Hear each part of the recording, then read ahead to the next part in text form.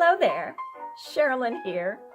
Today I'm going to complete the story of A Scandal in Bohemia by Sir Arthur Conan Doyle. Chapter 3 is a short one and the final one. So, without further ado, I believe I shall begin.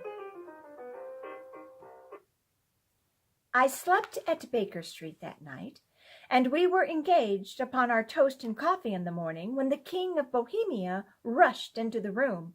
"You have really got it!" he cried, grasping Sherlock Holmes by either shoulder and looking eagerly into his face. "Not yet." "But you have hopes?" "I have hopes." "Then come, I am all impatience to be gone." "We must have a cab." "No, my brougham is waiting." "Then that will simplify matters." We descended and started off once more for Briony Lodge. "Irene Adler is married," remarked Holmes. "Married? When?" "Yesterday." "But to whom?" "To an English lawyer named Norton." "But she could not love him?" "I am in hopes that she does." "And why in hopes?" "Because it would spare your Majesty all fear of future annoyance. If the lady loves her husband, she does not love your Majesty.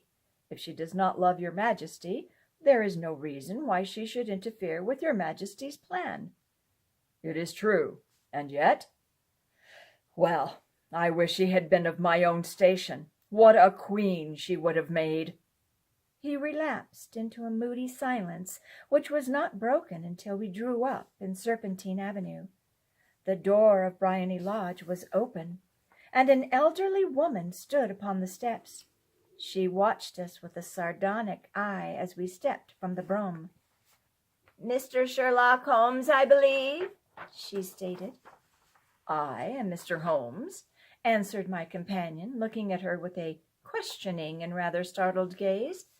"Indeed, my mistress told me that you were likely to call. She left this morning with her husband by the 5:15 train from Charing Cross for the Continent."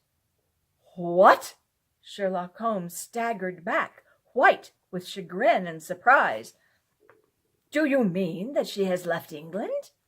"Never to return." "And the papers?" asked the king hoarsely. "All is lost." "We shall see." Holmes pushed past the servant and rushed into the drawing-room, followed by the king and myself. The furniture was scattered about in every direction, with dismantled shelves and open drawers, as if the lady had hurriedly ransacked them before her flight. Holmes rushed at the bell-pull, tore back a small sliding shutter, and plunging in his hand, pulled out a photograph and a letter. The photograph was of Irene Adler, herself, in evening dress. The letter was superscribed to Sherlock Holmes, Esquire, to be left till called for. My friend tore it open, and we all three read it together. It was dated at midnight of the preceding night, and ran in this way: "My dear Mr. Sherlock Holmes, you really did it very well. You took me in completely. Until after the alarm of fire, I had not a suspicion. But then, when I found how I had betrayed myself, I began to think. I had been warned against you months ago. I had been told that if the king employed an agent, it would certainly be you. And your address had been given me. Yet, with all this, you made me reveal what you wanted to know. Even after I became suspicious, I found it hard to think evil of such a dear, kind old clergyman. But you know, I have been trained as an actress myself. Male costume is nothing new to me. I often take advantage of the freedom which it gives. I sent John, the coachman, to watch you. I ran up the stairs, got into my walking clothes, as I call them, and came down just as you departed. Well, I followed you to your door, and so made sure that I was really an object of interest to the celebrated Mr. Sherlock Holmes. Then I, rather imprudently, wished you good night, and started for the temple to see my husband. We both thought the best resource was flight when pursued by such a formidable antagonist. So you will find the nest empty when you call tomorrow. As to the photograph, your client may rest easy. I love and am loved by a better man than he. The king may do what he will without hindrance from one whom he has cruelly wronged. I keep it only to safeguard myself and to preserve a weapon which will always secure me from any steps which he might take in the future. I leave a photograph which he might care to possess. And I remain, dear Mr. Sherlock Holmes, very truly yours, Irene Norton, née Adler. What a woman! Oh, what a woman! Cried the King of Bohemia, when we had all three read this epistle. Did I not tell you how quick and resolute she was? Would she not have made an admirable queen? Is it not a pity that she was not on my level?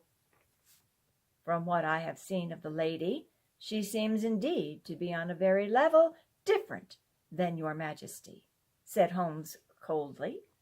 I am sorry that I have not been able to bring your Majesty's business to a more successful conclusion. On the contrary, my dear sir, cried the king, nothing could be more successful. I know that her word is inviolate. The photograph is now as safe as if it were in the fire. I am glad to hear your Majesty say so. I am immensely indebted to you. Pray, tell me in what way I can reward you. This ring. He slipped an emerald snake ring from his finger and held it out upon the palm of his hand. Your Majesty has something which I should value even more highly, said Holmes. You have but to name it. This photograph. The king stared at him in amazement. Irene's photograph? He cried. Certainly, if you wish it. I thank your Majesty. Then there is no more to be done in the matter. I have the honor to wish you a very good morning. He bowed, and turning away without observing the hand which the king had stretched out to him, he let off in the company for his chambers. And that is how a great scandal threatened to affect the kingdom of Bohemia, and how the best plans of Mr. Sherlock Holmes were beaten by a woman's wit. And when he speaks of Irene Adler, or when he refers to her photograph, it is always under the honorable title of the woman. Well, that is the end of A Scandal in Bohemia. I hope you enjoyed it. Until we meet again for another invigorating story of Sherlock Holmes, I bid you good day.